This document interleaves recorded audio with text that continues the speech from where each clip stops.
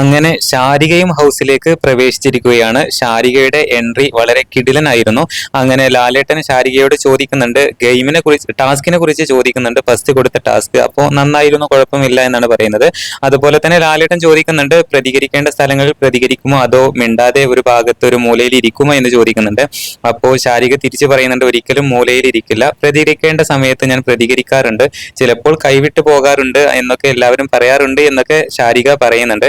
എന്തായാലും പ്രേക്ഷകർ ആകാംക്ഷയോടെ കാത്തിരിക്കുന്ന രണ്ട് വ്യക്തികളായിരുന്നു. ഒന്ന് രേണു സുധി, ഒന്ന് ശാരിക. എന്തായാലും ശാരിക ഇപ്പോൾ ഹൗസിലേക്ക് പ്രവേശിച്ചിട്ടുണ്ട്. ഗെയിമിനെ കുറിച്ചൊക്കെ നല്ല അഭിപ്രായമാണ്. ഫസ്റ്റ് കൊടുത്ത ടാസ്കിനെ കുറിച്ച് ശാരിക നല്ല രീതിയിലാണ് അഭിപ്രായം പറഞ്ഞത്.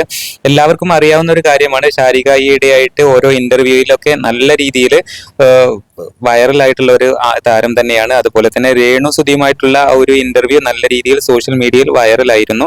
എന്തായാലും ശാരിക നമ്മുടെ ബിഗ് ബോസ് സീസൺ 7 എത്തിയിട്ടുണ്ട്. എന്തായാലും ഇനി കളി മാറും എന്ന് നമുക്ക് പ്രതീക്ഷിക്കാം.